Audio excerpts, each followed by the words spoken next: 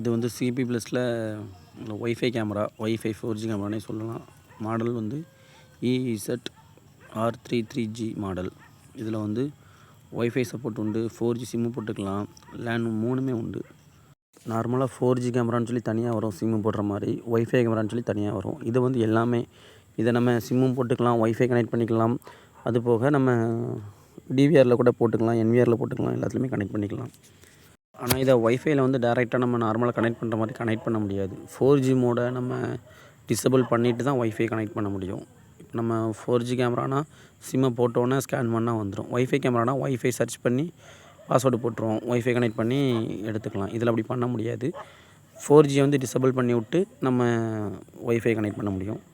4G மோடை disable பண்ணணும்னா நமக்கு அதுக்கு ஒரு ரவுட்ரு வேணும் கண்டிப்பாக. அது நம்ம நெட் இருக்கோ நெட் இல்லையோ ஒரு நார்மல் ரவுட்ரு ஒன்று வேணும். அதில் நம்ம லேன் போர்ட்டை கனெக்ட் பண்ணணும். லேன் போர்ட்டு கனெக்ட் பண்ணிவிட்டு அந்த ரவுட்ரோட இதை நம்ம ஒய்ஃபை கனெக்ட் பண்ணணும். நம்ம மொபைலில் கனெக்ட் பண்ணி மொபைலில் நெட்வொர்க் ஸ்கேனுங்கிற ஆப்பை ப்ளே ஸ்டோரில் டவுன்லோட் பண்ணி வச்சுக்கிடணும். அதுக்கப்புறம் நம்ம ரவுட்டரோட ஒய்ஃபை நம்ம இதில் கனெக்ட் பண்ணதுக்கப்புறம் நெட்வொர்க் ஸ்கேனரில் போய் சர்ச் கொடுத்தோன்னா நமக்கு இது கேமராவோட ஐபி காட்டும்.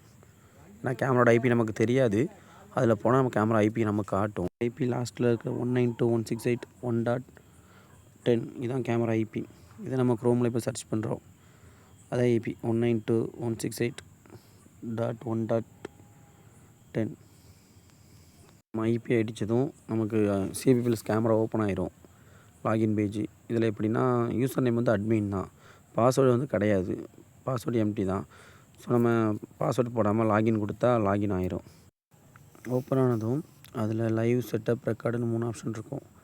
அதில் செட்டப் நம்ம கிளிக் பண்ணால் நெட்வொர்க் செட்டப்ஸ்னு ஒரு ஆப்ஷன் வச்சுருப்போம்.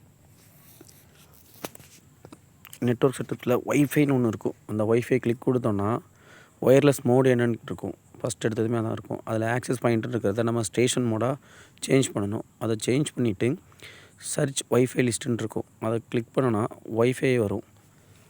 என்னென்ன ஒய்ஃபை இருக்குது எல்லாம் காட்டும்.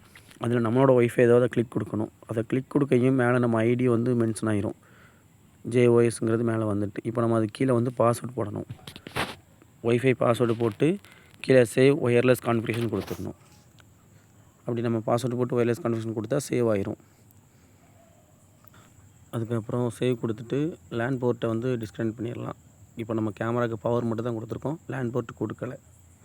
டிஸ்கனெக்ட் பண்ணிவிட்டு நம்ம EZY லைவ் ஆப்புக்குள்ளே போனால் ஆட் டிவைஸ்னு ஆப்ஷன் இருக்கும். அதில் நம்ம கொடுத்தா ஒய்ஃபை கேமரா கொடுக்கணும்.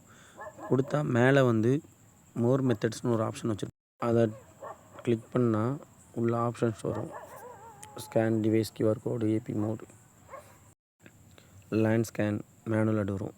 நம்ம ஸ்கேன் டிவைஸ் QR கோடு தான் கொடுக்கணும். ஏன்னா கேமராவுக்கு பின்னாடி உள்ள தான் ஸ்கேன் பண்ண போகிறோம்.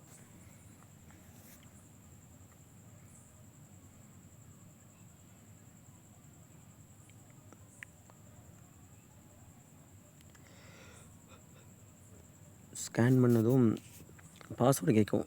செட் பண்ண சொல்லும் பாஸ்வேர்டு admin@123 போடணும். வந்து கேப்ஸ் லெட்ரு போட்டால் மட்டும்தான் உள்ளே போகும், ஸ்மால் லெட்ரு போட்டால் உள்ளே போகாது.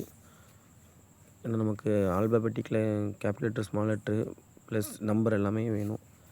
அதனால் வந்து கேப் லெட்ரு போட்டு admin@123 4 இதுவுமே இதில் வந்துடும். அதனால் அப்போ தான் பாஸ்வேர்டு எடுக்கும். அதுக்கப்புறம் உடனே கேமரா வந்து கான்ஃபிகர் ஆயிரும். இப்போ நமக்கு இது நேம் கொடுக்கணும்.